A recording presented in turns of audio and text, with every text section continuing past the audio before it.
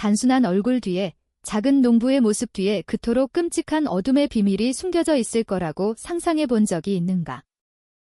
1970년대 대한민국 강원도의 외딴 산골 마을인 세빈마을에는 박수철이라는 남자가 살고 있었다. 그의 키는 고작 149cm에 불과했고 얼굴은 마치 아무런 해를 끼칠 수 없을 것처럼 순박해 보였다. 마을 사람들은 그가 낡은 밀짚 모자를 쓰고 느릿느릿 걷는 모습을 종종 보곤 했다. 겉모습만 본다면 이 남자가 훗날 대한민국을 뒤흔들 상상조차 할 수 없는 범죄를 저지를 것이라고는 아무도 짐작하지 못했을 것이다. 그날도 여느 때와 같은 평범한 시골의 하루였다. 바람은 축축한 논이 냄새를 실어 천천히 불어왔고 아이들은 붉은 흙길을 뛰어다녔다. 아낙네들은 마당에서 벼를 말리느라 분주했다. 그 평온해 보이는 삶의 한가운데 박수철의 낡은 초가집이 서 있었다. 지프로 엮은 지붕을 얹은 그 집은 단 한 번도 깨끗했던 적이 없었다. 멀리서부터 이상한 냄새가 풍겨왔지만 마을 사람들은 크게 신경 쓰지 않았다. 그저 가난의 흔적일 뿐이라고 여겼다. 그 소박한 삶의 울타리 뒤에 훗날 역사의 한 페이지를 검게 물들일 피비린내 나는 이야기가 숨겨져 있다는 것을 아는 사람은 아무도 없었다. 박수철은 어릴 때부터 몸이 약하고 병치레가 잦았다. 몸집은 작고 비쩍 말랐으며 말투는 세상이 두렵다는 듯 느리고 어눌했다. 다른 아이들은 그를 자주 놀려댔고 어떤 아이들은 아예 함께 놀려고 하지도 않았다. 그는 주로 집에서 혼자 시간을 보내는 것을 좋아했다.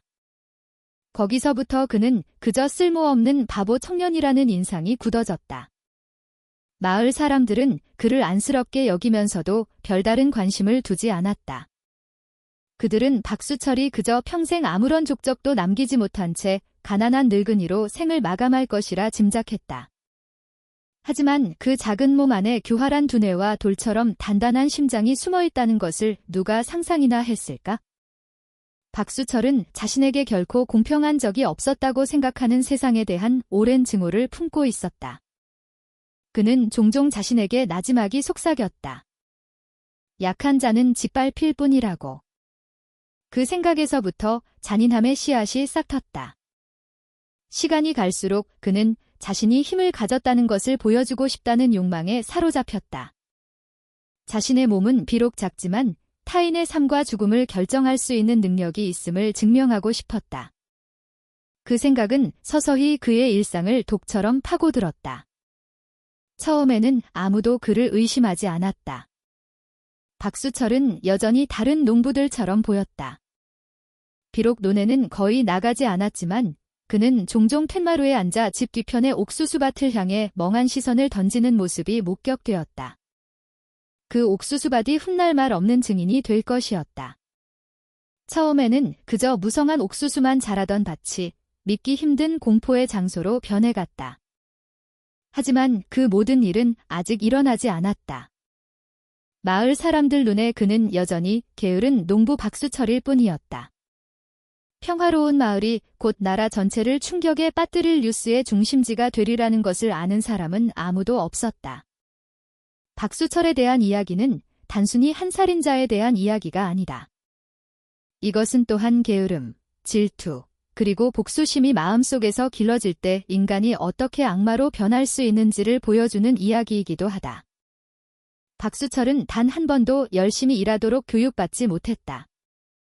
어릴 때부터 아버지에게 지나치게 응석바지로 자랐다.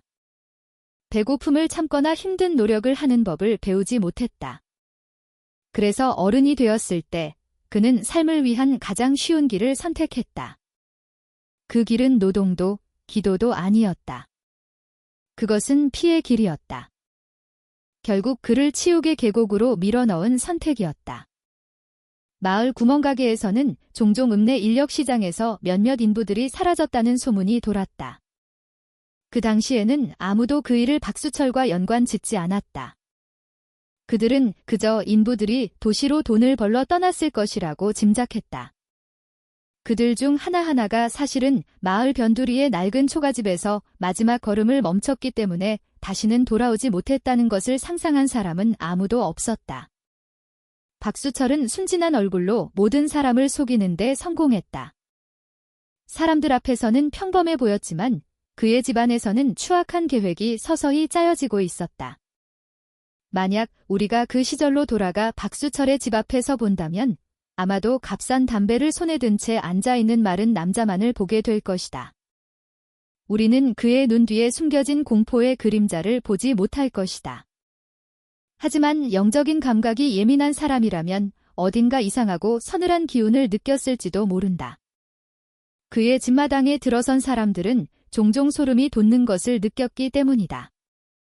마치 보이지 않는 무언가가 지켜보고 있는 것처럼. 그 느낌 때문에 몇몇 사람들은 그곳에 오래 머물기를 꺼려했다. 하지만 아무런 증거가 없었기에 그들은 그저 이상한 기분 탓으로 치부하고 말았다. 날이 달이 되고 달이 해가 되면서 세빈마을의 삶은 평범하게 흘러가는 듯 했다. 그러나 그 평범함의 장막 뒤에서 박수철은 피의 길로 첫걸음을 내딛기 시작했다. 그의 이야기는 단순한 범죄가 아니었다. 그것은 방치된 게으름과 작은 증오가 어떻게 거대한 재앙으로 변할 수 있는지를 보여주는 초상화였다.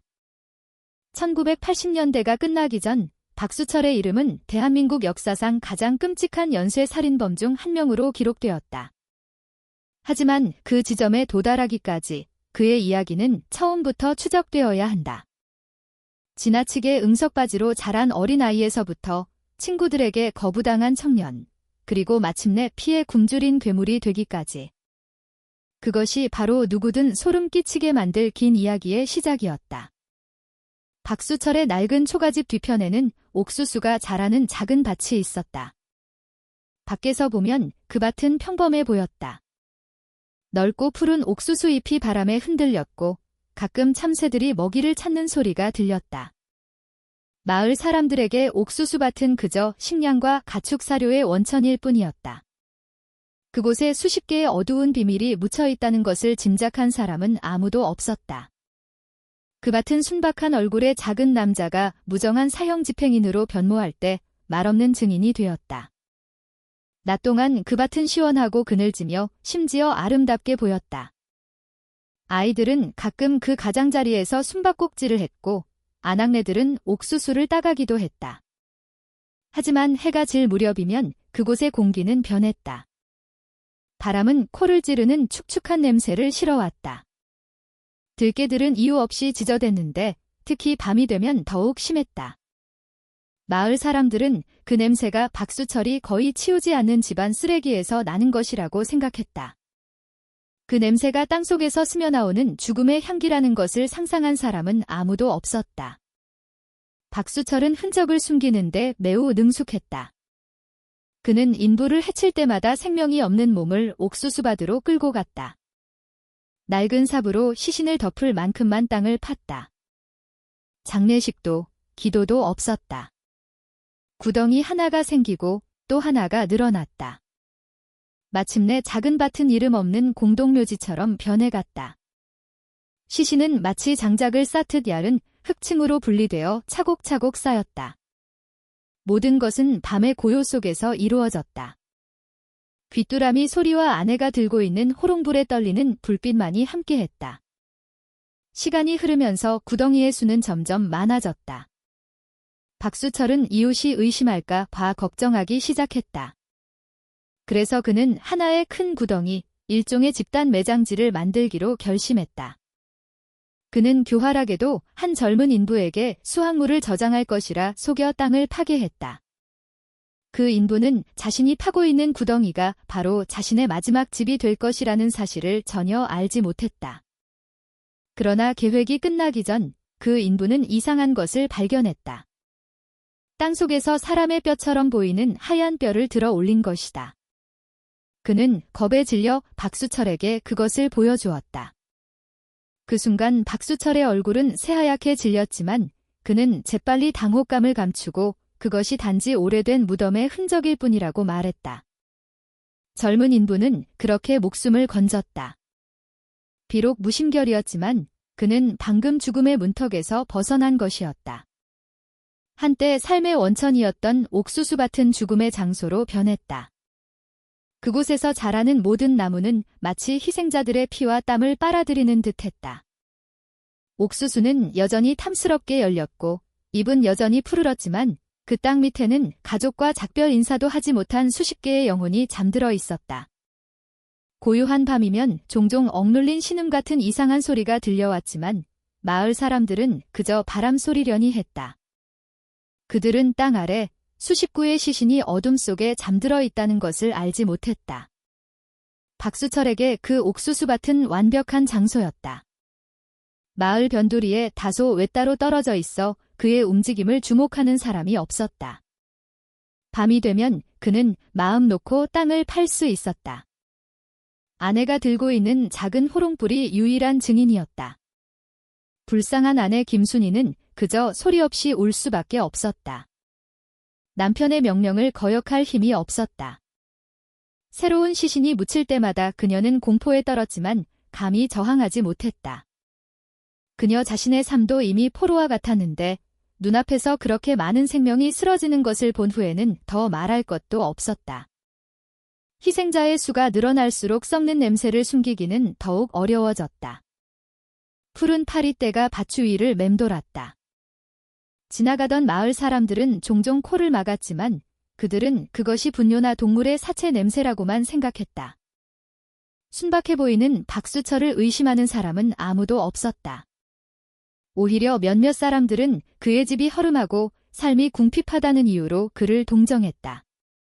씁쓸한 아이러니였다. 가난하고 약해 보이는 인상 뒤에는 헤아릴 수 없는 피의 부채가 숨겨져 있었기 때문이다. 만약 우리가 과거 그 밭 가장자리에 서 있었다면 어두운 밤에 삽이 흙을 파헤치는 소리를 들었을지도 모른다. 우리는 끊임없이 땅을 파는 한 남자의 작은 그림자를 보았을 것이다. 그 옆에는 마른 여인이 호롱불을 들고 서 있다. 그녀의 눈은 눈물로 젖어 있었다. 기도도 자비도 없이 차가운 흙만이 모든 흔적을 덮었다. 옥수수밭은 마치 모든 비밀을 삼키고 세상 앞에 다시 그것을 열어보일 때를 기다리는 듯했다. 그리고 마침내 그 비밀이 드러났을 때 세빈마을 전체는 경악했다. 한 작은 농부의 낡은 초가집 뒷마당에서 강탈당한 수십 명의 생명이 담긴 집단 매장지가 발견되었기 때문이다. 품삯을 주지 않기 위해 첫 번째 인부를 살해한 후 박수철은 자신의 내면에서 이상한 감정이 솟구치는 것을 느꼈다. 두려움도 후회도 아니었다. 그것은 일종의 만족감이었다. 늘 조롱받던 작은 몸으로 이제 그는 삽 한 번 휘둘러 사람을 쓰러뜨릴 수 있었다. 그 일로 인해 그는 자신이 더 이상 평범한 인간이 아니라고 믿기 시작했다. 그는 자신이 강력하며 누가 살고 누가 죽을지를 결정할 수 있다고 느꼈다. 그 권력감은 그를 중독시켰다. 그때부터 집안에 일거리가 생길 때마다 박수철은 더 이상 직접 해결하지 않았다. 지붕이 새거나 흙벽이 무너지거나 밭을 정리해야 할 때 그는 그 모든 것을 핑계 삼아 읍내 인력시장으로 인부를 찾아 나섰다. 그는 항상 마을에 가족이 없는 외지인 뜨내기들을 골랐다. 그들은 제시된 품삯이 비록 적었지만 일하지 않는 것보다는 낫다고 생각했기에 쉽게 따라 나섰다. 그들에게 박수철은 고용주였지만 박수철에게 그들은 단지 미끼일 뿐이었다. 일이 끝나면 그는 적절한 때를 기다렸다가 삽이나 나드로 그들을 내리쳤다. 자비란 없었다. 이미 숨이 끊어진 몸은 옥수수밭으로 끌려가 흙더미에 묻혔다. 그러나 박수철의 야만성은 거기서 멈추지 않았다. 점점 더 비뚤어진 생각으로 그는 희생자를 이득의 원천으로 취급하기 시작했다. 건장한 남자의 몸에서는 입을 만한 옷을 벗겨 자신이 입었다. 그는 또한 여자의 머리카락을 잘랐는데 머리카락은 땅속에서 썩지 않아 팔 수 있다고 믿었기 때문이다. 심지어 그는 남성 희생자의 팔이나 허벅지 살을 도려내 밭에서 난 채소와 함께 끓여 먹기까지 했다. 그는 그 고기를 먹으면 그들의 힘이 자신에게 옮겨올 것이라고 속삭였다. 그 미친 신념은 그가 살인을 계속하도록 더욱 대담하게 만들었다. 여성 희생자들의 운명은 훨씬 더 비참했다. 박수철은 그들을 단순한 인부가 아니라 성욕의 배출구로 취급했다. 그는 그들을 집 안으로 끌고 들어가 순결을 빼앗은 뒤 잔인한 방법으로 목숨을 끊었다. 그들의 몸은 생명뿐만 아니라 물건처럼 취급당했다. 특별하다고 여겨지는 일부 신체 부위는 액체가 담긴 병에 담아 마치 개인 소장품처럼 보관했다. 그 모든 일이 밖에서는 가난해 보이지만 안에서는 상상하기 힘든 공포를 품고 있는 낡은 초가집에서 벌어졌다. 그의 아내 김순희는 모든 잔혹 행위의 증인이 되도록 강요받았다. 그녀는 피로 얼룩진 희생자의 옷을 빨고 남편이 시신을 묻을 때 호롱불을 들고 살인에 사용된 도구를 닦아야 했다. 몸이 약하고 정신이 온전치 못했던 그녀는 저항할 수 없었다. 그녀의 삶은 공포에 묶여 있었다. 침묵 속에서 그녀는 그저 울 수밖에 없었다. 밤마다 그녀는 땅 파는 소리와 구덩이에 던져지는 몸뚱어리 소리를 들으며 잠 못 이루었다. 순이에게 그 집은 더 이상 사는 곳이 아니라 인간이 악마로 변하는 것을 지켜봐야 하는 감옥이었다. 모든 희생자는 박수철에게 만족감의 흔적을 남겼다. 그는 점점 더 강력해진다고 느꼈다. 빼앗은 돈은 결코 많지 않았다. 고작 몇천 원이나 정부미 교환권 한 장이 전부였다. 하지만 박수철에게 그것은 액수의 문제가 아니었다. 중요한 것은 힘들게 일할 필요가 없다는 것이었다. 그는 살인을 자신의 삶의 방식, 무엇이든 얻기 위한 지름길로 여겼다. 시간이 갈수록 그의 행동은 단순히 돈을 위한 것이 아니라 자신의 손에서 생명이 사라지는 것을 볼 때 느끼는 쾌락을 위한 것이 되었다. 그것은 그를 허름한 집 뒤에 군림하는 작은 왕처럼 느끼게 했다. 마을 사람들은 실제로 무슨 일이 일어나고 있는지 전혀 알지 못했다. 그들은 단지 박수철이 집 밖으로 나오는 일이 점점 드물어진다고만 생각했다. 가끔 그는 담배나 소금을 사기 위해 차가운 얼굴로 시장에 나타났다가 다시 돌아갔다. 그는 항상 약해 보였기 때문에 아무도 의심하지 않았다. 그렇게 무력해 보이는 작은 남자가 사실은 자신의 밭에 10여 구의 시신을 쌓아두고 있다는 것을 누가 상상이나 했겠는가. 그는 마을 한가운데 살았지만 그의 생각은 이미 인간성을 멀리 떠나 있었다. 박수철은 양심을 잃었다. 남은 것은 지배하고, 고문하고, 파괴하려는 욕망뿐이었다. 만약 우리가 그 시절을 되돌아본다면 평화로운 시골 마을에서 그토록 잔인한 범죄가 일어날 수 있었다는 것을 상상하기 어려울 것이다. 하지만 아이들이 연을 날리며 웃는 소리 뒤에, 푸르게 펼쳐진 논 뒤에 한 작은 남자가 인간의 피로 검은 역사를 새기고 있었다. 그는 더 이상 가난한 농부가 아니었다. 그는 피에 굶주리고 결코 만족할 줄 모르는 연쇄 살인범이 되어 있었다. 그리고 그 모든 것은 단 하나의 단순한 생각에서 시작되었다. 어떻게 하면 인부에게 품삯을 주지 않을 수 있을까? 박수철은 1941년 충청북도의 작은 산골 마을 산수리에서 태어났다. 그 시절 한국은 여전히 일제강점기의 어둠 속에 있었다.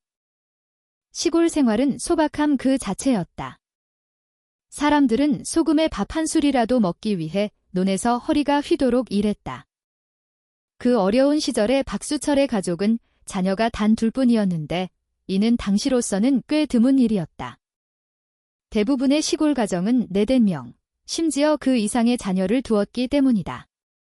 박수철은 첫째이자 유일한 아들이었다. 3년 후 여동생 박수진이 태어났다. 하지만 그는 유일한 아들이었기에 아버지 박영감은 그에게 큰 기대를 걸었다. 박영감은 아들이 가문의 대를 이을 것이라 믿었고 훗날 그 아이가 충직하고 고귀하게 자라 가문의 자랑을 가져다 주기를 바라는 마음에서 수철이라는 이름을 지어주었다. 어릴 때부터 박수철은 단 한 번도 고생을 해본 적이 없었다. 다른 아이들이 부모를 도와 논에 나갈 때 박수철은 뜨거운 볕을 쬐지 않도록 아버지가 지게에 얹어 다녔다. 배가 고프면 기다릴 필요 없이 즉시 밥상이 차려졌다. 울음을 터뜨리면 곧바로 품에 안겨 달래졌다. 그의 모든 바람은 마치 그가 소박한 초가집의 작은 왕인 것처럼 이루어졌다. 반면 그의 여동생 수지는 어릴 때부터 양보하는 데 익숙했다. 어머니를 도와 방아를 찧는 것도 그녀의 몫이었고 오빠의 뒷바라지를 하는 것도 그녀의 일이었다. 아버지가 박수철에게 쏟는 과도한 사랑은 가족의 균형을 깨뜨렸다.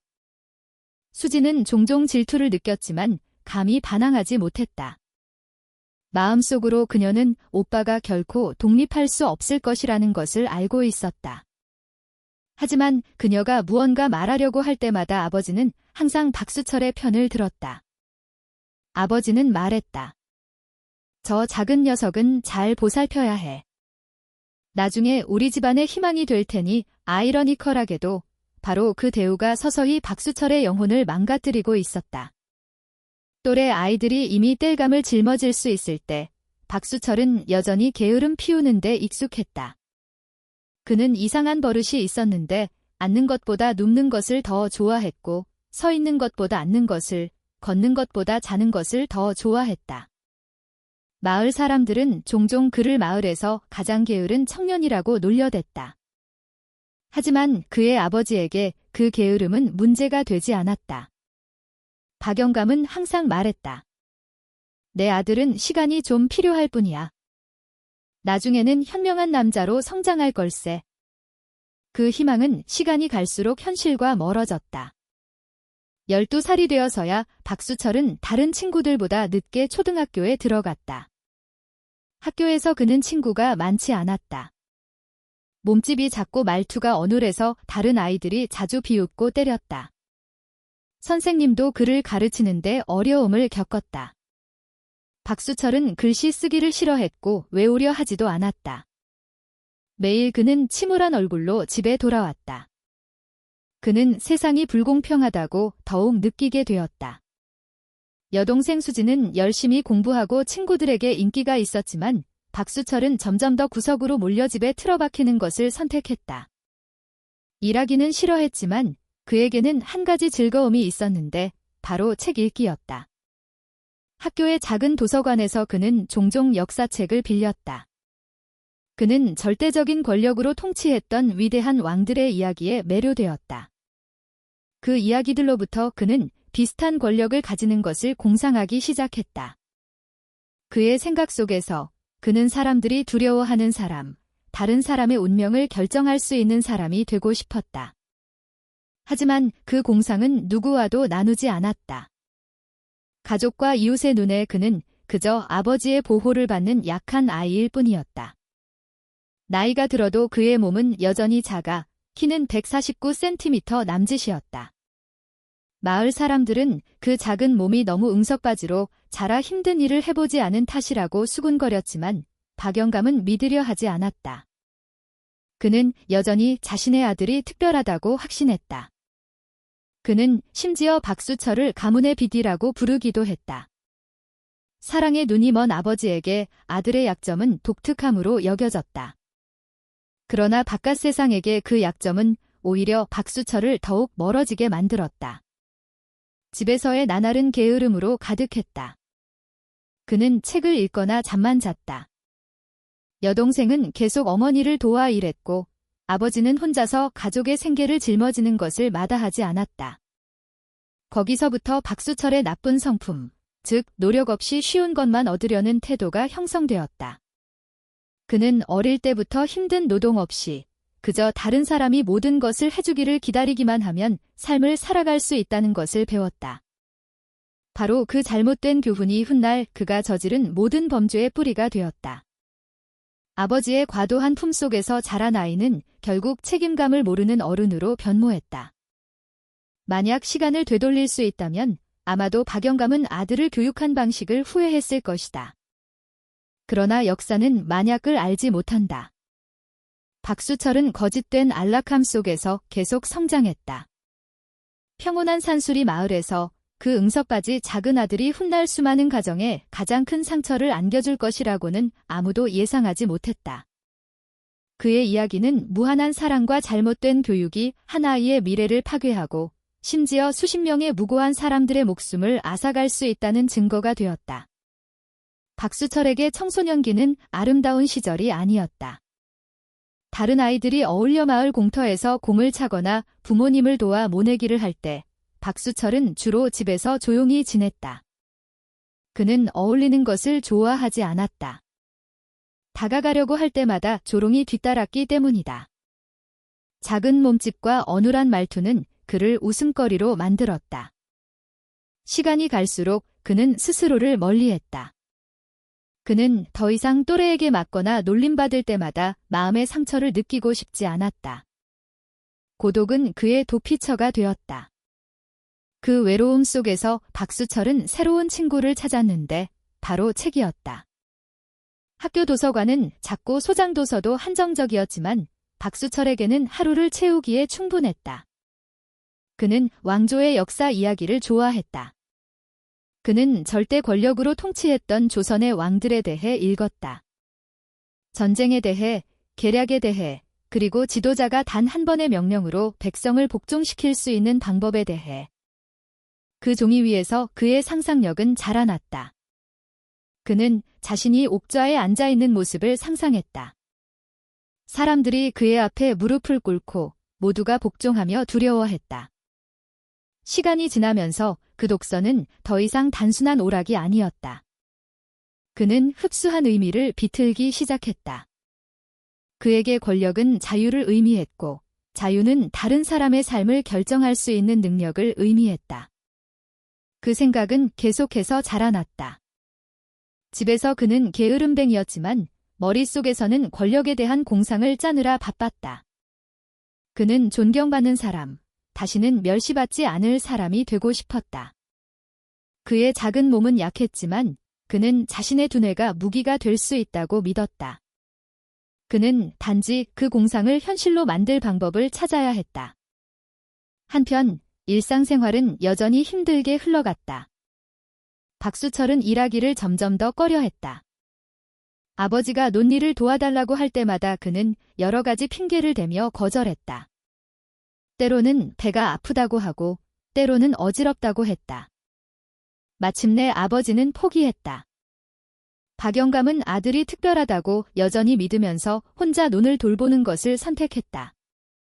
불행히도 그 믿음은 오히려 박수철을 더욱 게으름에 빠지게 했다.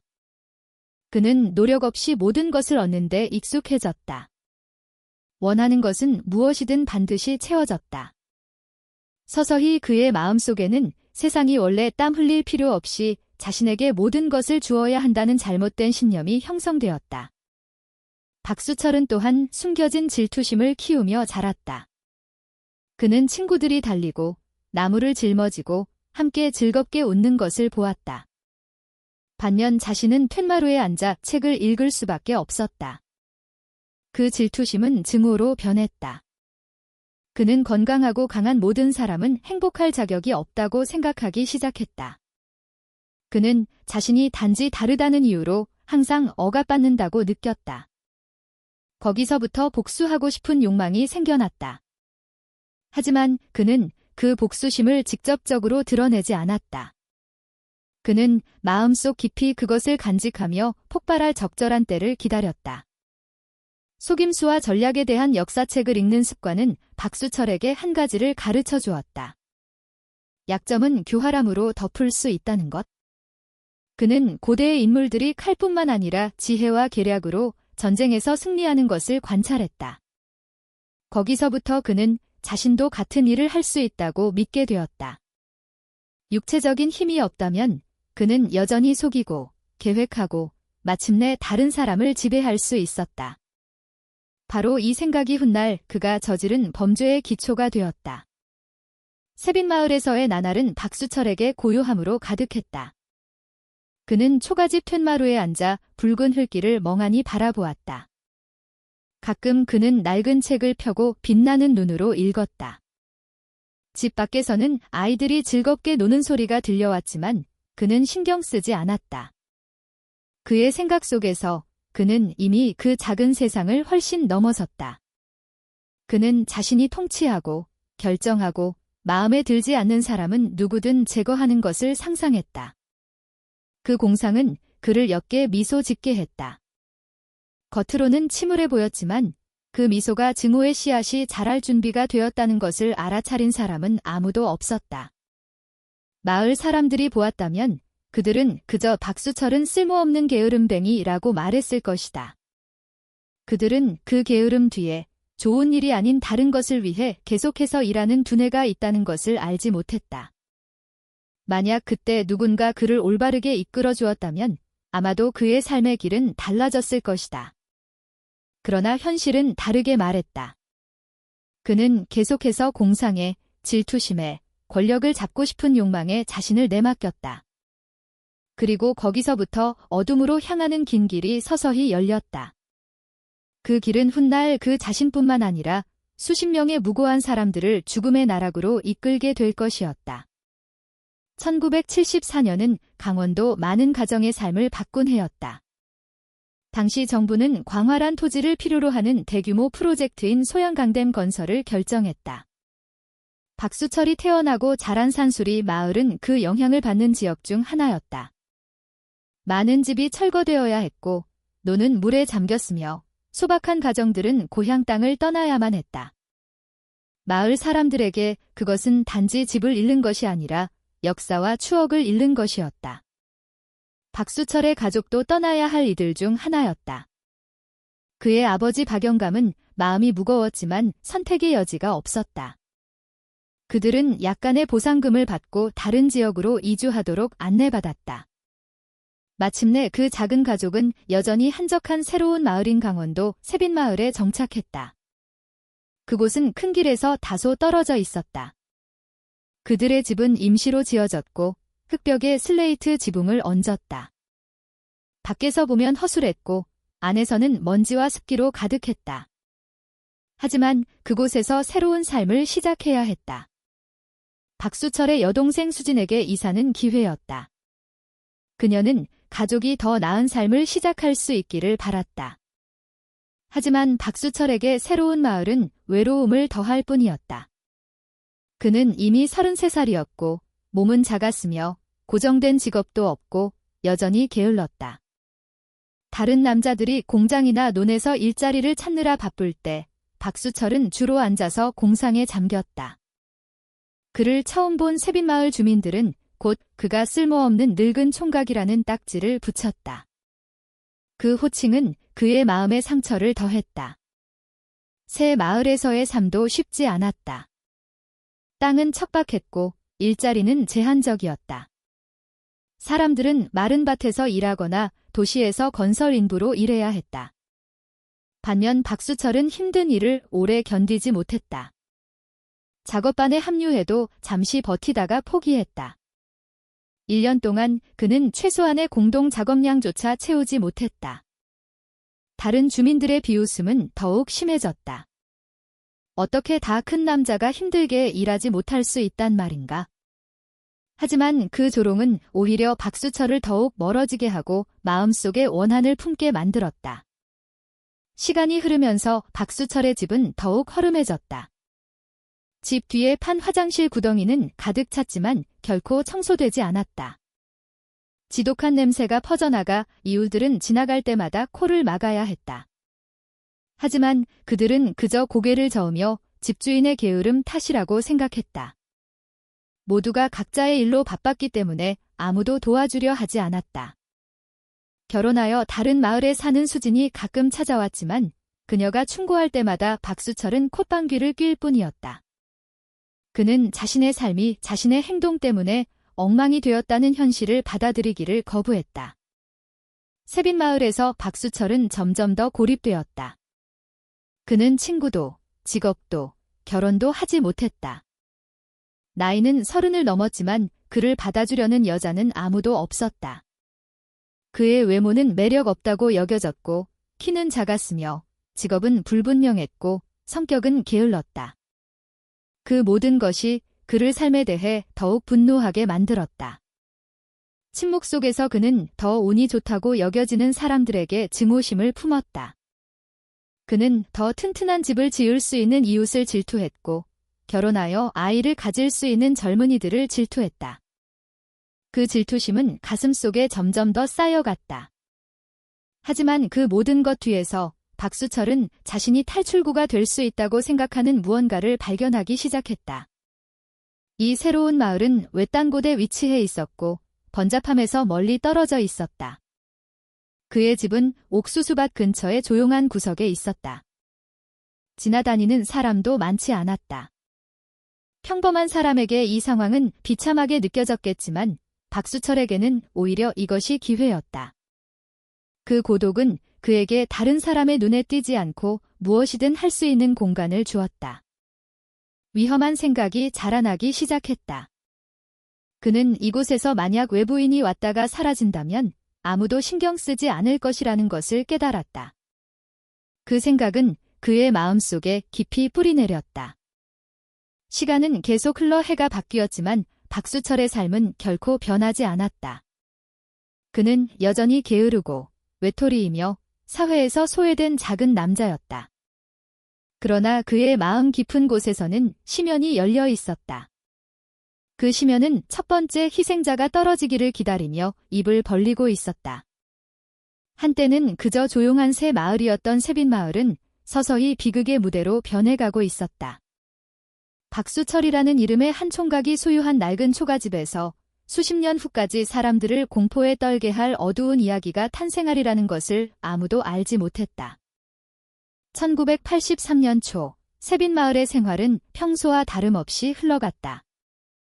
아침에는 사람들이 밭으로 나갔고 낮에는 목수들의 망치 소리가 들렸으며 저녁에는 아이들이 흙길을 뛰어다녔다.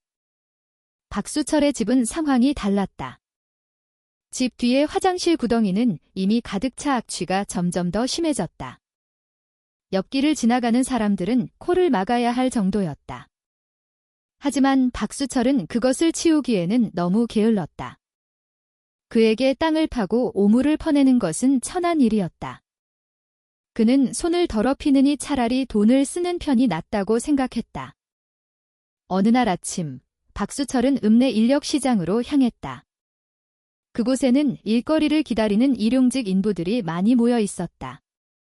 군중 속에서 그는 정직한 얼굴과 마른 몸을 한 늙은 농부를 보았다. 머리는 이미 희끗희끗했지만 그의 눈에는 여전히 일하려는 열의가 서려 있었다. 박수철은 그에게 다가가 몇천 원의 품삯으로 화장실 청소 일을 제안했다. 노인은 비록 짧은 일이었지만 일거리가 생겼다는 것에 감사하며 기쁘게 수락했다. 그는 박수철을 따라가는 그 작은 발걸음이 자신의 인생 마지막 걸음이 될 줄은 꿈에도 몰랐다. 집에 도착하자마자 늙은 인부는 바로 일을 시작했다. 그는 뜨거운 햇살이 등을 태우고 땀이 비 오듯 쏟아져도 묵묵히 땅을 팠다. 피로에 손이 떨렸지만 그는 일을 끝내기 위해 계속 노력했다. 멀리서 박수철은 날카로운 눈으로 그를 지켜보고 있었다. 그를 바라볼수록 가슴속 증오심은 더욱 강해졌다. 그는 곧 돈을 지불해야 한다는 사실을 떠올렸다. 몇천 원이 그에게는 매우 무겁게 느껴졌다. 그의 머릿속에 속삭임이 들려왔다. 저 노인이 영원히 돌아오지 않는다면 더 쉽지 않을까? 그가 사라지면 품삯을 줄 필요도 없고 그의 물건을 가질 수도 있지 않을까? 그 생각은 처음에는 스쳐 지나갔지만 시간이 갈수록 더욱 강해졌다. 박수철은 가슴이 두근거리는 것을 느꼈다. 두려움 때문이 아니라 일종의 기이한 희열 때문이었다. 그는 집으로 들어가 평소 사용하던 낡은 삽을 집어들었다. 그의 손은 망설임이 아니라 설명하기 힘든 흥분으로 떨렸다. 그는 화장실 구덩이에 웅크리고 있는 노인의 등 뒤로 조용히 다가갔다. 경고의 소리도 말도 없이 단지 머리를 향해 내리치는 강한 일격만이 있었다. 노인은 작은 비명을 지르더니 그대로 쓰러졌다. 박수철은 멈추지 않았다. 그는 희생자가 완전히 움직이지 않을 때까지 계속해서 내리쳤다. 순간 뒷마당은 정적에 휩싸였다. 박수철의 거친 숨소리만이 들려왔다. 그는 생명 없는 몸을 내려다보며 옅은 미소를 지었다. 만족감이 그의 마음속에 퍼져나갔다. 그는 방금 품삯을 지불하는 것을 피했을 뿐만 아니라 희생자의 주머니에서 약간의 돈과 작은 물건들을 얻었다. 그뿐만이 아니었다. 그는 권력을 느꼈다. 생애 처음으로 그는 누군가의 끝을 결정할 수 있었다. 평범한 사람에게 그 감정은 두려운 것이었지만 박수철에게는 중독과 같았다. 그는 자신이 작은 몸보다 더 커진 것 같았고 누구보다도 더 강력하다고 느꼈다. 그는 서둘러 희생자의 몸을 옥수수밭으로 끌고 갔다. 땅은 대충 파헤쳐졌고 몸이 던져진 후 그대로 흙으로 덮였다. 그날 밤 그는 미소를 지으며 잠들었다. 후회는 없었다. 오히려 그는 살아갈 새로운 방법을 찾았다고 느꼈다. 힘이 필요한 일이 있을 때마다 그는 그저 인부를 찾아 잠시 일을 시킨 후 그들을 해치우기만 하면 되었다. 돈을 낼 필요도 없고 오히려 추가 수입을 얻을 수 있었다. 첫 번째 범죄는 그를 더욱 깊은 나락으로 이끄는 입구가 되었다. 다음 날 마을 사람들은 여전히 평범하게 활동했다. 박수철의 집에서 한 사람이 사라졌다는 것을 아는 사람은 아무도 없었다. 늙은 인부는 단지 뜨내기였고 세빈마을에 가족이 없었다. 그의 실종은 소동을 일으키지 않았다. 사람들은 그가 다른 곳으로 일자리를 찾아 떠났다고 생각했다. 박수철도 아무 일 없었다는 듯 평온한 얼굴로 시장을 걸었다. 그는 순진한 표정으로 사람들을 바라보며 누구든 자신이 무해하다고 믿게 만들었다. 하지만 그 옅은 미소 뒤에는 인간의 피가 그의 생각에 여전히 묻어 있었다. 그날은 긴 연쇄 살인의 시작이 되었다. 박수철은 이미 자신의 길을 찾았다. 그가 쉽고 빠르며 위험이 없다고 생각한 길. 그는 더 이상 두려워하거나 망설이지 않았다. 그의 마음속에는 단 하나의 확신만이 있었다. 살인은 생존을 위한 가장 손쉬운 방법이라는 것. 그리고 그 확신과 함께 평온했던 세빈마을은 곧 아무도 상상하지 못했던 비극의 무대로 변해갔다. 첫 번째 살인이 아무런 의심 없이 성공한 이후 박수철은 자신의 새로운 삶의 방식을 찾았다고 느꼈다. 그는 더 이상 살인을 죄악으로 보지 않고 모든 문제에 대한 신속한 해결책으로 여겼다. 집안에 아무리 작은 일이라도 생기면 그는 그것을 핑계 삼아 읍내 인력시장으로 인부를 찾아 나섰다. 순박한 얼굴과 작은 몸집으로 그는 쉽게 신뢰를 얻었다. 사람들은 그를 그저 도움이 필요한 가난한 농부라고 생각했다. 그 초대가 죽음으로의 초대장이라는 것을 짐작한 사람은 아무도 없었다. 그의 희생자들은 항상 외지인, 즉 마을 밖에서 온 농업 노동자나 건설 인부들이었다. 그들은 세빈마을에 가까운 가족이 없었기 때문에 사라져도 즉시 찾는 사람이 없었다. 박수철은 그 약점을 잘 알고 있었다. 그는 대상을 고르는데 능숙했다. 그는 사람들의 관심을 끌기에 충분한 작은 품삯으로 간단한 일을 제안했다. 일이 끝나면 그는 적절한 때를 기다렸다. 보통 희생자가 혼자 있고 경계심을 풀었을 때 그는 삽, 낫 또는 다른 둔기로 그들을 내리쳤다. 그의 작고 약해 보이는 몸은 살인의 의지에 이끌릴 때 매우 위험해질 수 있었기에 의미 있는 저항은 거의 없었다. 희생자가 죽을 때마다 그는 같은 의식을 치렀다. 시신은 옥수수밭으로 끌려가 대충 판 구덩이에 묻혔다. 희생자의 옷이 아직 쓸만하면 빨아서 자신이 입었다. 돈이 있으면 즉시 챙겼다. 그는 심지어 여성 희생자의 머리카락을 잘라 팔았고 때로는 특정 신체 부위를 병에 담아 보관하기도 했다. 그는 이 모든 것을 마치 일상적인 일인 양 침착하게 해냈다. 그 일을 자주 할수록 그에게는 점점 더 평범한 일이 되었다. 처음에 있었을지 모를 두려움은 이제 완전히 사라졌다. 그 자리는 만족감과 권력에 대한 중독으로 대체되었다. 박수철에게 모든 희생자는 돈의 원천일 뿐만 아니라 내적인 만족감의 원천이기도 했다. 그는 누군가를 정복할 때마다 자신이 더욱 강력해진다고 느꼈다. 세상의 눈에는 그가 여전히 게으른 작은 남자일지 몰라도 그의 집문 뒤에서 그는 누가 살고 누가 죽을지를 결정하는 작은 왕이었다. 그 믿음은 그의 내면에 오만함을 키웠다. 그는 자신이 다른 사람들보다 더 똑똑하고 심지어 법보다 더 대담하다고 느끼기 시작했다. 그는 희생자를 신중하게 고르기만 하면 아무도 자신의 비밀을 밝혀낼 수 없다고 믿었다. 마을 사람들은 전혀 의심하지 않았다. 박수철은 여전히 소박하게 사는 가난한 사람으로 보였다. 가끔 그는 구멍가게에 나타나 값싼 담배를 피우며 혼자 앉아 있었다. 그가 입고 있는 옷이 한때 다른 사람의 것이었고 그 주인은 지금 그의 집 뒤밭에 묻혀 있다는 것을 아무도 상상하지 못했다. 사람들은 그가 거의 일하지 않고 집이 점점 더러워진다는 것만 알았다. 가끔 풍겨오는 악취는 쓰레기나 화장실에서 나는 것이라고 생각했다. 그 땅 아래 수십 구의 시신이 묻혀 있다는 생각은 아무도 하지 못했다. 시간이 지나면서 박수철은 더욱 체계적인 패턴을 개발했다. 집을 수리해야 하면 목수를 찾았고 밭을 정리해야 하면 인부를 찾았다. 심지어 물을 깃거나 나무를 옮기는 사소한 일조차도 직접 하기보다는 외부 사람을 데려오는 것을 선호했다. 모든 것은 그 뒤에 계획을 준비해 두었기 때문이다. 모든 일은 단지 미끼일 뿐이었다. 일이 끝나면 그는 더 이상 품삯에 대해 생각하지 않았다. 그에게 가장 쉬운 방법은 그 사람을 영원히 없애는 것이었다. 그의 아내 김순희는 날이 갈수록 지옥에 갇혀갔다. 새로운 희생자가 올 때마다 그녀는 무슨 일이 일어날지 이미 짐작할 수 있었다.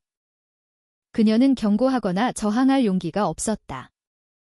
모든 거부는 구타와 욕설로 돌아왔기 때문이다. 남편이 밤에 시신을 밭으로 끌고 갈 때 그녀는 호롱불을 들고 따라가야만 했다.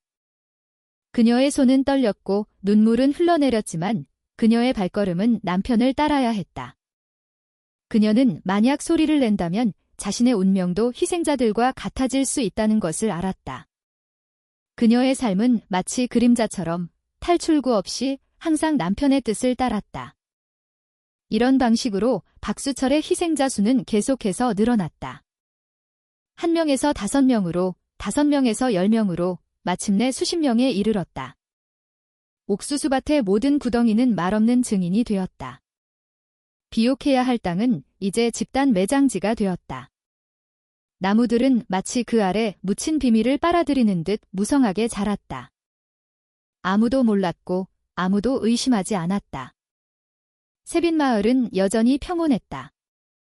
반면 한적한 구석에서는 한 작은 남자가 점점 더 통제불능이 되어가는 범죄의 실타래를 계속해서 엮어가고 있었다. 1978년 가족이 세빈마을로 이사온 지 4년 만에 박수철은 마침내 결혼했다. 그 사건은 주민들에게 꽤나 충격적이었다. 그동안 그는 짝을 구하기 어려운 게으른 총각으로 알려져 있었기 때문이다. 하지만 한 이웃의 중매로 그는 김순희라는 이름의 여성을 소개받았다. 어릴 때부터 순희는 평생의 흔적을 남긴 병을 앓았다. 그녀의 몸 절반은 약했고 걸음걸이는 절뚝거렸으며 정신은 완전히 맑지 않았다. 다른 마을 사람들은 그녀를 거들떠보지도 않았다. 순희와 함께 사는 것이 어려움으로 가득할 것이라는 것을 알았기 때문이다. 하지만 박수철에게는 그것이 오히려 이점이었다. 박수철에게는 예쁘거나 똑똑한 아내가 필요 없었다. 중요한 것은 집에서 밥하고 빨래하고 자신을 시중들 여자가 있다는 것이었다. 순희는 사랑 때문이 아니라 필요 때문에 받아들여졌다. 그들의 결혼식은 소박하게 치러졌고 소수의 이웃만이 참석했다. 화려한 잔치도 빛나는 행복도 없었다. 지켜보는 사람들은 그저 조용히 고개를 끄덕이며 그 결혼이 마치 서로 선택의 여지가 없는 두 사람의 결합 같다고 느꼈다. 박수철은 아내를 얻었고 순희는 비록 힘든 삶을 살아야 했지만 적어도 거처를 얻었다. 결혼 후의 나날들은 그 짐작이 맞았음을 증명했다. 박수철은 아내를 애정으로 대한 적이 결코 없었다. 순희는 일종의 가정부처럼 취급되었다. 몸이 약함에도 불구하고 그녀는 밥을 짓고 옷을 빨고 집을 청소해야 했다. 그녀가 느리면 박수철은 화를 내며 때렸다.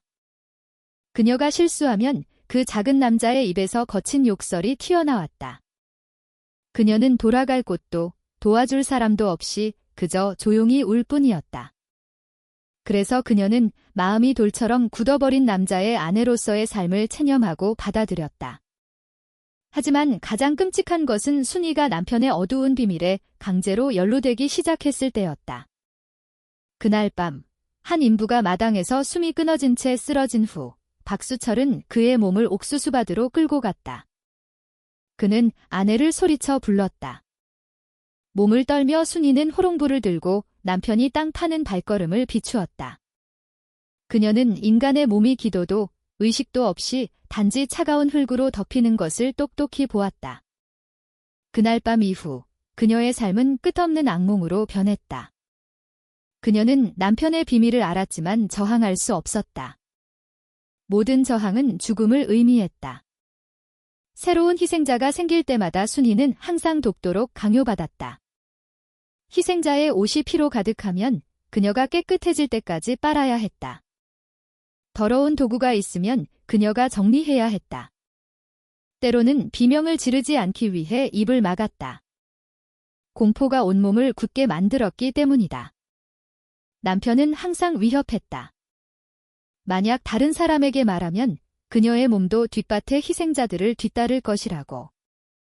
그 위협은 순이를 침묵하게 하기에 충분했다. 밤마다 그녀는 방구석에서 울 수밖에 없었다. 삽이 땅을 파는 소리와 마당에서 스며드는 비릿한 냄새를 들으며 마을 사람들은 박수철과 순이의 결혼을 동정의 눈으로 보았다. 그들은 두 사람을 이상한 부부, 낡은 집에서 가난하게 살며 행복과는 거리가 먼 사람들이라고 생각했다. 하지만 그 흙벽 뒤의 삶이 얼마나 어두운지는 아무도 몰랐다. 사랑받아야 할 순이는 오히려 공포 속에서 살았다. 그녀는 단지 가정폭력의 희생자가 아니라 남편이 범죄의 흔적을 덮는 데 있어 증인이자 도구였다.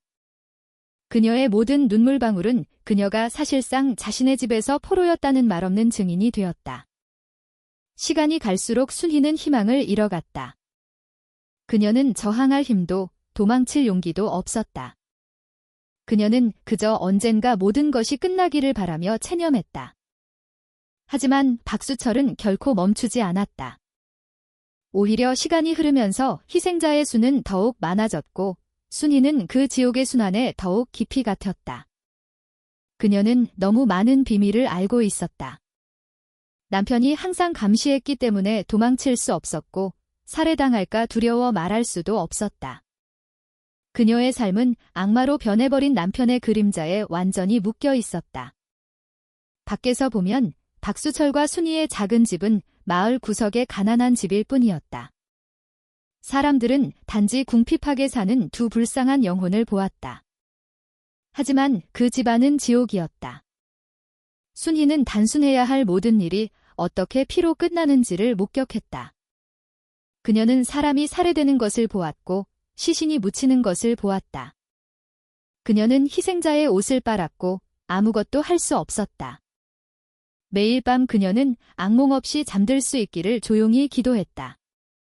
비록 다음 날 아침에 깨어나면 그 악몽이 다시 반복될 것이라는 것을 알았지만 시간이 흐를수록 옥수수밭에 묻힌 희생자의 수는 점점 많아졌다. 박수철이 판 작은 구덩이들은 더 이상 시신을 수용하기에 충분하지 않았다. 썩는 냄새는 더욱 자주 풍겨왔다. 비록 주민들은 여전히 쓰레기나 화장실에서 나는 냄새라고 생각했지만 박수철은 불안해지기 시작했다. 그는 더 이상 시신을 대충 묻는 방식으로는 계속할 수 없다는 것을 깨달았다. 어느 날 밤, 툇마루에 앉아 그는 골똘히 생각했다. 그는 크고 깊으며 넓은 구덩이가 필요했다. 한 번에 많은 시신을 수용할 수 있을 만큼. 그 구덩이는 살인을 할 때마다 번거롭게 땅을 팔 필요 없이 그의 어두운 비밀을 보관할 장소가 될 것이었다. 며칠 후 박수철은 평소처럼 읍내 인력시장으로 갔다. 그곳에서 그는 새로운 인부를 찾았다. 그의 시선은 현우라는 이름의 젊은이에게 멈췄다. 그의 얼굴은 아직 순진했고 눈은 희망으로 가득했다. 그는 막 시골을 떠나 일자리를 찾아 도시로 온 참이었다. 박수철은 그에게 다가가 옥수수 수확물을 저장하기 위한 것이라며 밭에 구덩이를 파는 일을 제안했다. 현우는 마침내 일거리가 생겼다는 생각에 기뻐했다. 그는 의심 없이 그 제안을 받아들였다. 특히 박수철이 작은 몸집과 차분한 미소로 너무나 순박해 보였기 때문이다. 집에 도착하자마자 현우는 즉시 땅을 파기 시작했다. 박수철은 땅에 흰 석회가루로 표시해둔 지점을 가리켰다. 구덩이는 둥글고 충분히 깊어야 했다. 현우는 힘껏 일했다. 땀이 온몸을 적셨지만 그는 불평하지 않았다. 멀리서 박수철은 차가운 얼굴로 그를 지켜보고 있었다. 그의 마음속에서 그 젊은이는 단지 일꾼이 아니라 다음 희생자 후보이기도 했다. 구덩이가 완성되면 박수철은 그를 해치운 뒤 바로 그 안에 묻어버릴 생각이었다. 하지만 운명은 다르게 말했다. 더 깊이 파내려가자 현우의 삽이 단단한 무언가에 부딪혔다. 그는 멈추고 그 물건을 들어 올렸다. 그가 발견한 것이 돌이 아니라 길고 하얀 뼈 조각이었을 때 그는 얼마나 놀랐던가. 그는 눈을 동그랗게 뜨고 그것을 바라보다가 박수철에게 달려가며 말했다. 아저씨, 이거 보세요. 사람 뼈 같은데요. 박수철의 얼굴은 순간 창백해졌고 가슴이 세차게 뛰었다. 그는 자신의 비밀이 거의 드러날 뻔했다는 것을 알았지만 재빨리 자신을 억누르며 침착하게 행동하려 애썼다. 그는 더듬거리는 목소리로 그 땅이 아마도 오래된 무덤터였을 것이라고 말했다. 그는 현우에게 걱정할 필요가 없다고 안심시켰다. 그 설명이 이상하게 들렸지만 아직 젊은 현우는 믿기로 했다. 마음속에 불길한 예감이 들기 시작했지만 그는 더 이상 의심하지 않았다. 박수철은 상황이 안전하지 않다는 것을 깨달았다. 만약 그때 현우를 죽인다면 위험이 너무 컸다. 젊은이의 가족이 여전히 소식을 기다리고 있었기 때문이다. 그는 자제하기로 결정했다. 그날 일은 충분하다는 핑계로 그는 현우에게 집에 가라고 하고 다시 부르겠다고 약속했다. 현우는 자신이 방금 죽음의 문턱에서 벗어났다는 것을 깨닫지 못한 채 떠나갔다. 그 집마당을 떠나는 그의 발걸음은 그의 생명을 구한 발걸음이 되었다. 박수철은 구덩이 가장자리에 뻣뻣하게 서 있었다. 그의 시선은 마치 자신의 비밀을 들여다보듯 파헤쳐진 땅을 응시했다. 그는 자신의 계획이 실패했다는 것을 깨달았다. 하지만 그는 또한 무언가를 배웠다. 그는 더 조심하고 더 교활하며 희생자를 더 신중하게 선택해야 한다는 것을. 그는 더 이상 아무렇게나 행동할 수 없었다. 큰 구덩이는 그가 다음 단계를 계획하는 동안 반쯤 파인 채로 남겨졌다. 그날 밤 그는 다시 툇마루에 앉아 멍한 시선을 던졌다. 지나가는 사람에게 그는 공상에 잠긴 가난한 농부처럼 보였다. 하지만 그의 생각 속에서 그는 자신의 범죄를 계속해서 숨길 새로운 방법을 계산하고 있었다. 현우는 무심결에 그 집에서 살아나온 몇 안 되는 사람 중 한 명이 되었다. 그는 시장으로 돌아가 자신의 삶을 계속했다. 그의 삽이 세빈마을 땅 아래 숨겨진 지옥의 일부를 파헤쳤다는 것을 전혀 짐작하지 못한 채. 만약 그가 더 많이 팠더라면 아마도 그 큰 비밀은 더 빨리 드러났을 것이다. 하지만 운명은 다른 기회를 주었다. 박수철은 여전히 자유로웠고 옥수수밭은 여전히 조용한 무덤이었으며 희생자의 수는 계속해서 늘어날 것이었다. 세빈마을은 표면적으로는 평온했지만 그 땅 아래에서는 비극이 끊임없이 쌓여가고 있었다. 세빈마을에서 박수철이 피비린내 나는 행적을 이어가는 동안 강원도 경찰청에서는 불안감이 감돌기 시작했다. 꼼꼼하고 노련하기로 소문난 강력계장 최민준 경감은 책상 위에 쌓인 서류 더미를 주목했다. 지난 3년간 실종자 신고가 급격히 증가했다. 처음에는 한두 건에 불과해 주목받지 못했지만 시간이 갈수록 그 수는 수십 건에 달했다. 최 경감이 의심을 품게 만든 것은 실종자들의 패턴이 거의 비슷하다는 점이었다. 그들은 모두 생산 가능 연령의 남성이었고 대부분 농업 노동자나 건설 인부였다. 대부분 마지막으로 목격된 장소는 읍내 인력시장이나 터미널, 즉 사람들이 보통 일용직을 구하는 곳이었다. 그들이 가족에게 메시지를 남겼다는 기록도, 돈을 벌러 멀리 떠난다는 징후도 없었다. 마치 땅으로 꺼진 듯이 흔적도 없이 사라졌다. 수사관에게 이런 패턴은 우연이 아니었다. 최 경감은 이 모든 것 뒤에 거대한 무언가가 숨어 있다고 확신했다. 내부 회의에서 최 경감은 자신의 발견을 부하들에게 설명했다. 그는 진지한 어조로 말했다. 이건 평범한 실종 사건이 아닙니다. 누군가 의도적으로 이 인부들을 노리고 있어요. 아마도 인신매매 조직의 소행일 가능성이 큽니다. 이 부하들은 고개를 끄덕였다. 그 시절에는 인신매매 사건이 종종 들려왔다. 많은 가난한 노동자들이 외지, 심지어 해외에서 일자리를 약속받고는 농장이나 불법 작업장으로 팔려갔다. 그 가설은 그럴듯하게 들렸다. 특히 강원도는 다른 도와의 경계선과 멀지 않았기 때문이다.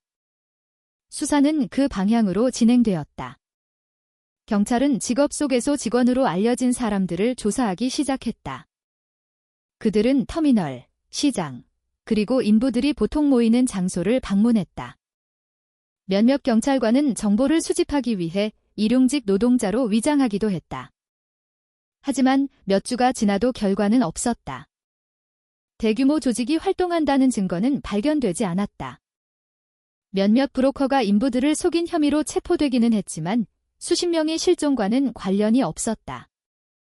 최 경감은 무언가 이상하다고 느끼기 시작했다. 그는 희생자들의 사진이 붙어있는 큰 화이트보드 앞에 섰다. 젊은 인부들의 얼굴, 소박한 아버지들의 얼굴, 모두가 종이 위에서 멍하니 바라보고 있었다. 최 경감은 생각에 잠겼다. 만약 정말로 조직에 의해 끌려갔다면 흔적이 있어야 했다.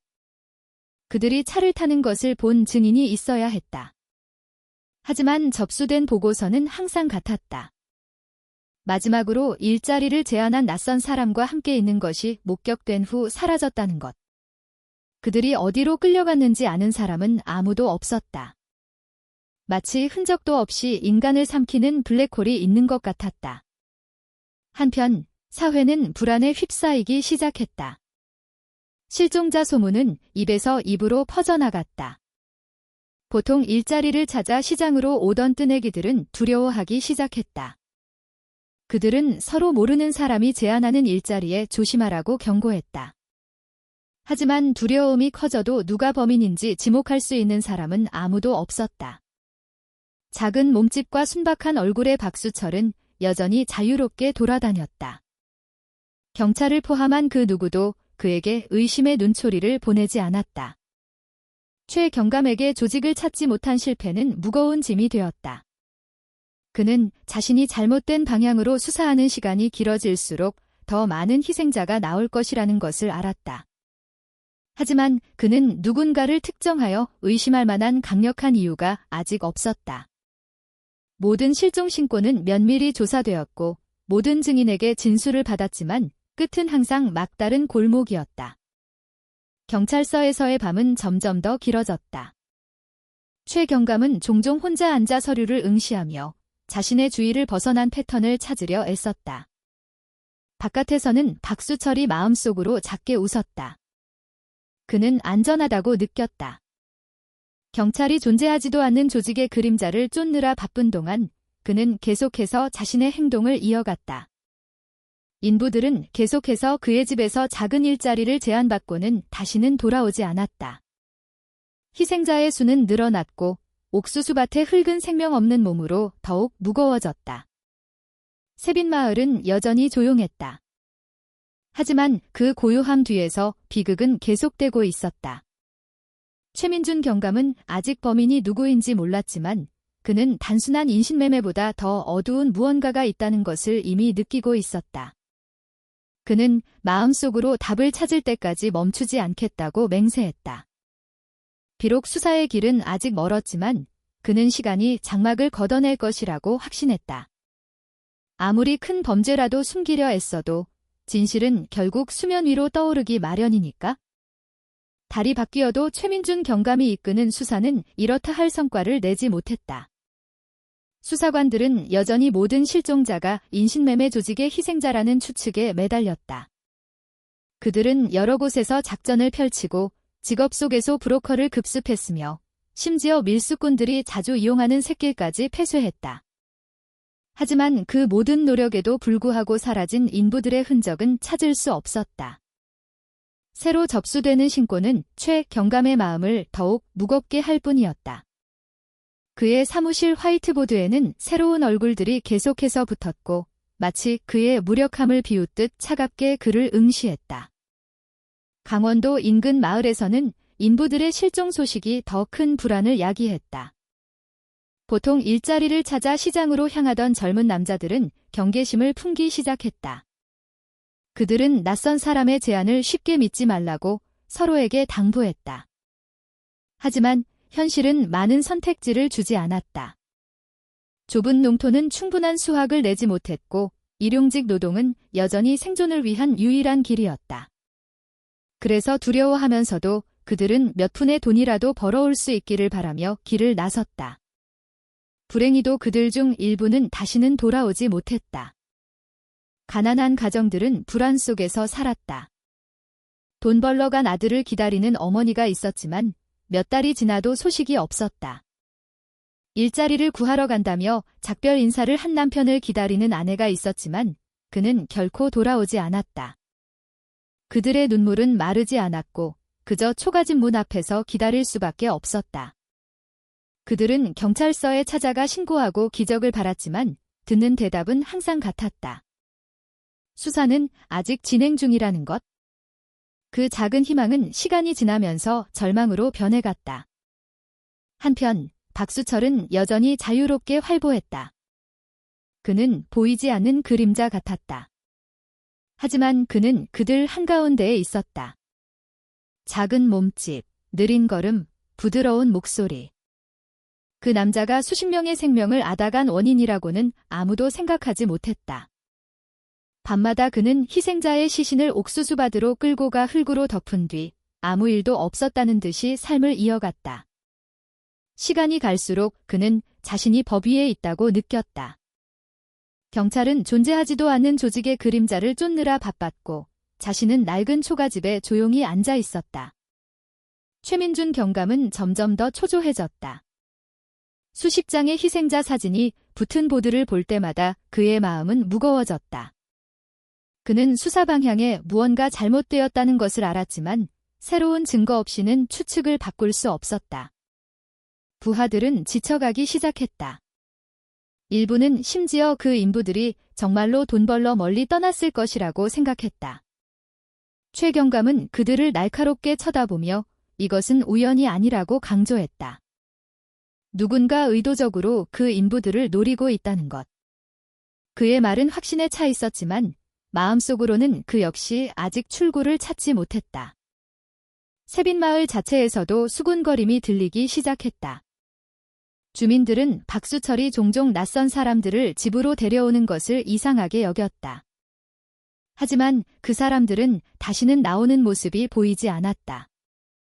그러나 증거도 없고 감히 비난할 용기도 없었기에 그 의심은 마음속에서만 맴돌았다.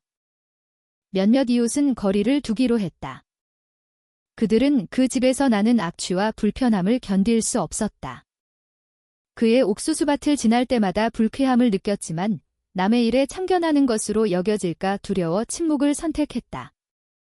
두려움은 서서히 인부들을 감쌌다. 누군가 사라질 때마다 소문은 빠르게 퍼졌다.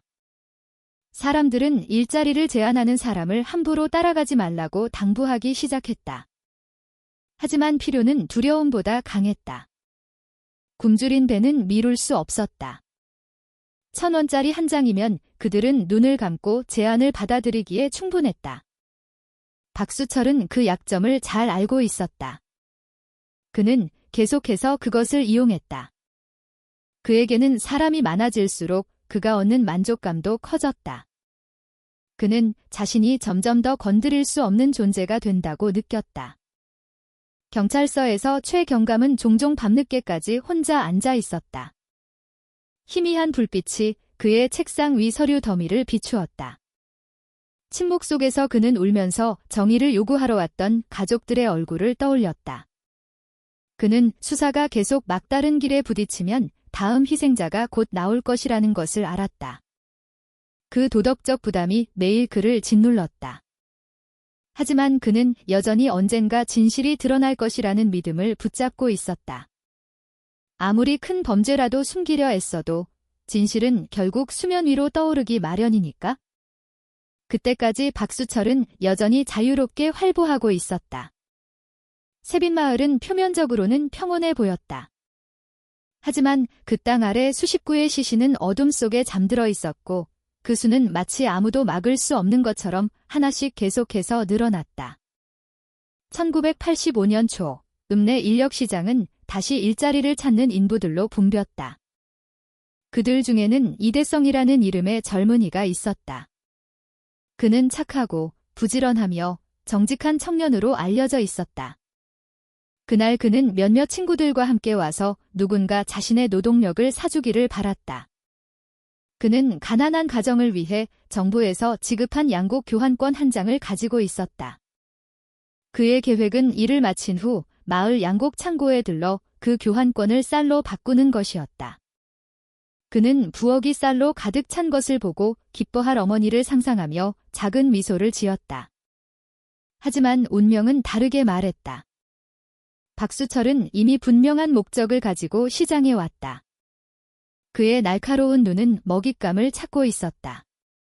그의 시선은 친구들이 먼저 다른 사람에게 불려간 후 혼자 서 있던 대성에게 멈췄다. 박수철은 조용하지만 설득력 있는 목소리로 자기 집에서 땅 파는 간단한 일을 제안했다. 대성은 기쁘게 수락했다. 그는 박수철을 따라가는 발걸음이 자신의 인생 마지막 여정이 될 줄은 몰랐다. 세빈마을 구석의 낡은 초가집에 도착했을 때 대성은 더럽고 냄새나는 상태를 보고 조금 이상하게 생각했다. 하지만 그는 크게 신경 쓰지 않았다. 그는 즉시 부지런히 일하며 박수철의 지시에 따라 땅을 팠다. 일이 끝난 후 그는 잠시 앉아 땀을 닦았다. 바로 그때 박수철이 등 뒤에서 다가왔다. 소리도 경고도 없이 그는 대성의 머리를 향해 삽을 휘둘렀다. 젊은이는 즉시 쓰러졌다. 박수철은 대성의 몸이 더 이상 움직이지 않을 때까지 몇 차례 더 내리쳤다. 희생자의 시신은 집구석으로 끌려가 집단으로 덮인 채 밤이 되어 옥수수밭에 묻히기를 기다렸다. 한편 박수철은 대성의 주머니를 뒤져 낡은 지폐 몇 장을 찾아냈다. 하지만 그의 눈을 빛나게 한 것은 양곡 교환권 한 장이었다. 그는 탐욕스러운 눈으로 그것을 바라보았다. 그의 생각에 그 작은 교환권은 큰 재산이었다. 그는 그 교환권이 마을 창고에서 쌀로 교환될 수 있다는 것을 알았다. 약간의 걱정이 있었지만 탐욕이 더 강했다. 그는 만약 질문을 받으면 거짓말을 할 수 있다고 확신했다. 며칠 후 박수철은 그 교환권을 가지고 양곡 창고로 갔다. 창고 직원인 김씨 아주머니는 교환권을 받고 이름을 읽었다. 그녀는 그 교환권에 자신이 잘 아는 젊은이인 기대성의 이름이 적혀 있는 것을 이상하게 여겼다. 그녀는 왜 박수철이 교환하러 왔는지 물었다. 박수철은 화난 척하며 대성이 빚이 있었고 그 교환권은 대신 받은 것이라고 대답했다. 그 대답은 설득력 있게 들렸고 김씨 아주머니는 별다른 질문 없이 쌀을 내주었다. 박수철은 다시 한번 속이는데 성공했다고 느끼며 만족스러운 마음으로 집으로 돌아왔다. 하지만 그의 그 대담함은 오히려 그의 몰락의 시작점이 되었다.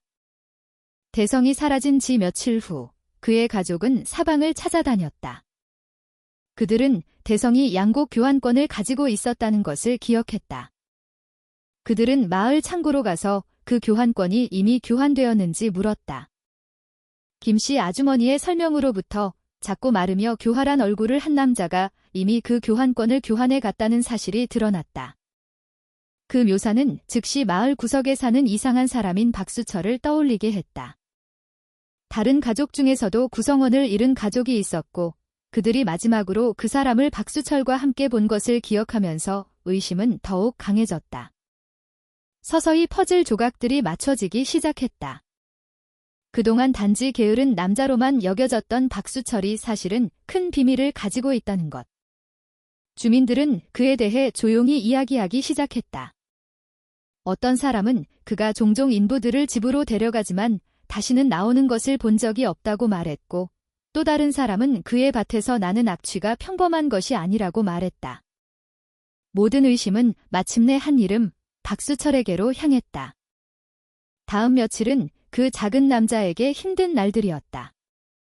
그는 여전히 순진한 얼굴로 시장을 걸었지만 몇몇 눈들이 그를 따라다니기 시작했다. 그는 대성의 교환권을 가지고 양곡 창고로 향했던 그의 발걸음이 치명적인 실수가 되었다는 것을 알지 못했다. 돈뿐만 아니라 쌀까지 원했던 그의 탐욕, 그것이 그를 더대 걸리게 했다. 그가 작은 이득이라고 생각했던 것이 사실은 모든 실종 사건을 연결하는 붉은 실이 되었다. 세빈마을에서는 수군거림이 큰 속삭임으로 변했다. 사람들은 그 낡은 초가집에서 끔찍한 일이 벌어지고 있다고 확신하기 시작했다. 그리고 동시에 대성의 가족은 가만히 있지 않았다. 그들은 신고하고 답을 요구하기로 결정했다. 박수철의 삶을 뒤흔들 큰 폭풍이 점점 더 가까워지고 있었다. 박수철에 대한 의심은 마침내 절정에 달했다. 대성의 가족과 가족 구성원을 잃은 다른 몇몇 가족들이 협력하기 시작했다. 그들은 인부들의 실종에서 동일한 패턴을 인식했고 모든 흔적은 세빈마을 구석에 있는 박수철의 낡은 초가집을 가리켰다. 그들은 조심스럽게 박수철의 행동을 따라가며 그의 모든 행동을 기록했다. 시간이 갈수록 시각적 증거와 증인들의 이야기는 그들의 의심을 더욱 확고하게 만들었다. 어느 날 아침, 희생자 가족들은 경찰서에 신고했다. 그들은 작고 순진해 보이는 박수철이 자신들의 실종된 가족 구성원과 마지막으로 함께 있었던 사람이라고 설명했다. 담당 경찰관은 특히 그동안 무언가 이상하다고 느껴왔던 최민준 경감은 그 보고를 심각하게 받아들였다. 그는 즉시 수사관들에게 박수철의 집과 밭을 철저히 조사하라고 명령했다. 형사, 법의학자, 그리고 경찰견으로 구성된 수사팀이 박수철의 집으로 파견되었다. 그들은 아침 해가 완전히 뜨기 전에 도착했다. 낡은 집은 평소처럼 허름하고 악취가 났다. 하지만 밖에서부터 경찰관들은 이미 평범한 쓰레기와는 다른 비정상적인 냄새를 맡았다. 집 주변에 흙은 약간 솟아 있었고 마치 그 아래 무언가 숨겨져 있는 것 같았다. 박수철 자신은 마당을 천천히 걸으며 여유롭게 보였고 자신에게 다가오는 폭풍을 인식하지 못했다. 수사는 집 안에서부터 시작되었다. 좁고 집과 잡동사니로 가득 찬 방 때문에 팀은 조심해야 했다. 얼마 지나지 않아 법의학자들은 집더미 아래 숨겨져 있던 썩기 시작한 시신 2구를 발견했다. 그 시신은 대성과 아직 신원이 밝혀지지 않은 다른 젊은이였다. 이 발견은 모두를 충격에 빠뜨렸다. 박수철은 여전히 침착했지만 그의 얼굴은 순간 창백해졌다. 그는 자신의 거짓말과 속임수가 더 이상 현실을 가릴 수 없다는 것을 깨달았다. 약하고 두려움에 떨던 박수철의 아내 김순희가 제공한 정보에 따라 경찰관들은 집 뒤의 옥수수밭으로 안내받았다. 순희는 큰 구덩이가 파헤쳐지고 흙으로 덮인 한 지점을 가리켰다. 삽과 괭이를 사용하여 수사관들은 땅을 파기 시작했다. 흙층이 하나씩 거치자 끔찍한 광경이 드러났다. 수십 구의 시신이 옥수수잎과 얇은 흙층으로 분리된 채 깔끔하게 쌓여 있었고 토양 조건으로 인해 자연적인 미라화가 형성되어 있었다. 그 구덩이는 예상보다 훨씬 컸다. 경찰관들은 주 구덩이에서 36구의 시신을 발견했다. 그들은 이어서 2개의 추가 구덩이를 발견했다. 한 구덩이에는 8구, 다른 구덩이에는 2구의 시신이 들어 있었다. 집에 있던 2구의 시신을 더하면 박수철의 집에서 발견된 총 희생자 수는 48명에 달했다. 모든 경찰관과 희생자 가족들은 그들이 방금 본 것을 믿기 어렵다는 듯 침묵했다. 그동안 평온했던 세빈마을이 사실은 그렇게 큰 집단 매장지를 숨기고 있었던 것이다. 그 사건은 즉시 주요 뉴스가 되었다. 박수철은 구속되었고 그의 집과 밭은 모두 봉쇄되었다. 수사관들은 모든 희생자의 신원을 확인하기 위해 밤낮으로 일했다. 지독한 냄새와 쌓인 시신들의 광경은 일부 경찰관들을 메스껍게 만들었지만 그들은 임무를 완수해야 했다. 평소에는 단순했던 일상이 이제 그 자리에 있던 누구에게나 악몽으로 변했다. 한편 박수철은 거짓된 평온함 뒤에 옅은 미소를 유지했다. 그는 마침내 자신의 비밀이 드러났다는 것을 알았다. 하지만 희생자 가족과 마을 주민들에게 그 발견은 안도인 동시에 비통함이었다. 사라진 48명의 생명, 가족들의 고통, 그리고 사회의 공포가 마침내 해소되었다. 그 집단 매장지는 수십 년 동안 위험해 보이지 않던 작은 남자가 저지른 공포의 상징이 되었다.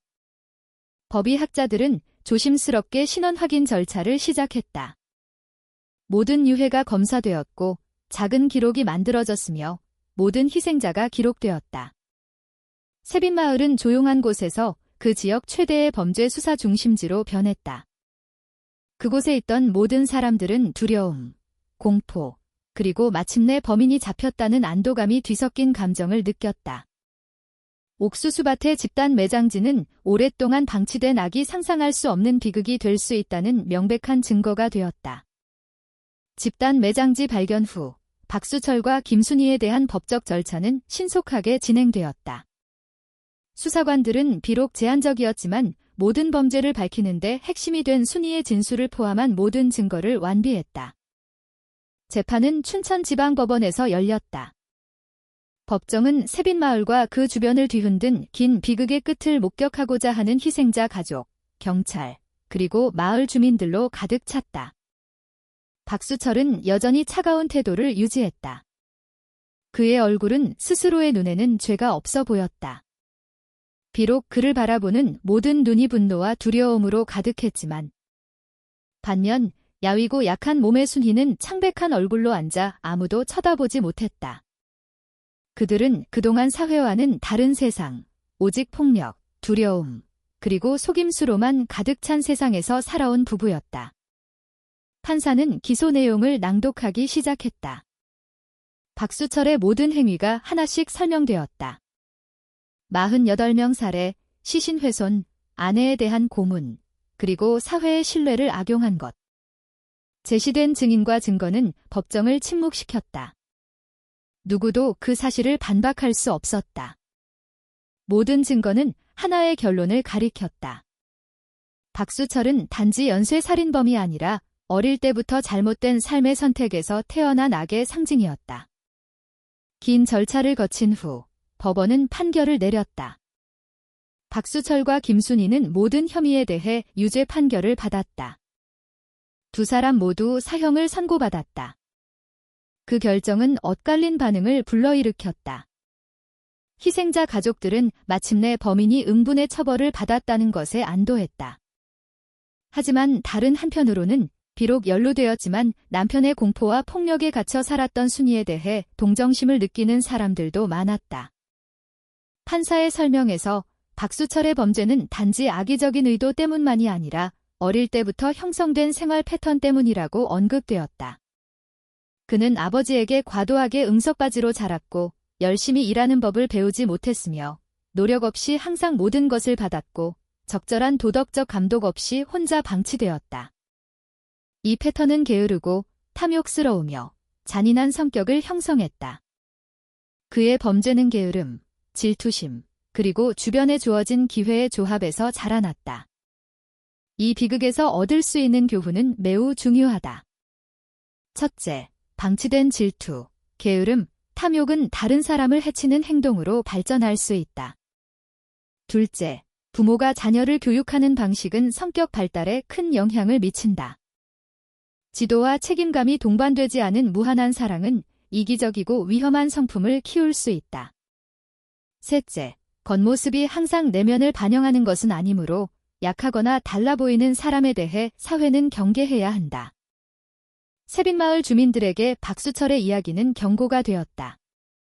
한때 평온하고 평화로웠던 마을은 이제 앗아간 48명의 생명에 대한 쓰라린 기억을 간직하게 되었다. 하지만 동시에 그들은 협력, 경계심, 그리고 이웃에 대한 관심의 중요성을 배웠다. 희생자 가족과 경찰의 끈기 덕분에 이 비극은 마침내 밝혀졌다.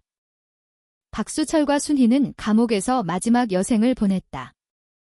박수철은 여전히 차가운 시선을 유지했다. 하지만 희생자들로부터 빼앗은 재산 목록을 보았을 때 그의 눈에는 숨겨진 후회의 빛이 어렸다. 그 모든 것이 사라진 생명과는 비교할 수 없었다. 그는 자신의 탐욕과 처음에는 한 인부에게 품삯을 지불하기를 거부하는 것에서 시작된 작은 욕심이 자신을 상상할 수 없는 범죄의 구렁텅이로 몰아넣었다는 것을 깨달았다. 한때는 갇힌 희생자였던 순희는 이제 남편의 잔혹함에 무력하게 연루된 결과로 인한 쓰라린 현실에 직면했다. 이 이야기는 깊은 교훈을 남긴다. 무시된 인간의 약점, 방치된 이기적인 성품, 그리고 나타난 사악한 기회는 큰 재앙을 낳을 수 있다. 박수철은 잘못된 성품과 잘못된 기회의 조합으로 범죄가 어떻게 형성될 수 있는지를 보여주는 신뢰가 되었다. 반면 무고한 희생자들은 한 사람의 실수가 많은 다른 사람들의 삶을 앗아갈 수 있다는 것을 상기시켜준다. 우리 모두에게 박수철의 이야기는 부모의 책임, 사회의 경계심, 그리고 지도와 규율이 동반된 사랑으로 젊은 세대를 이끄는 것의 중요성에 대한 상기이다. 사라진 48명의 생명은 비극적이다. 하지만 이 이야기는 인간, 선택, 그리고 방치된 악의 결과에 대한 귀중한 교훈으로 남는다. 마지막에 세빈마을 주민들은 한때 숨겨진 무덤이었던 옥수수밭 근처에 섰다. 그들은 희생자들을 기리며 기도했고 비슷한 비극이 다시는 일어나지 않기를 바랐다.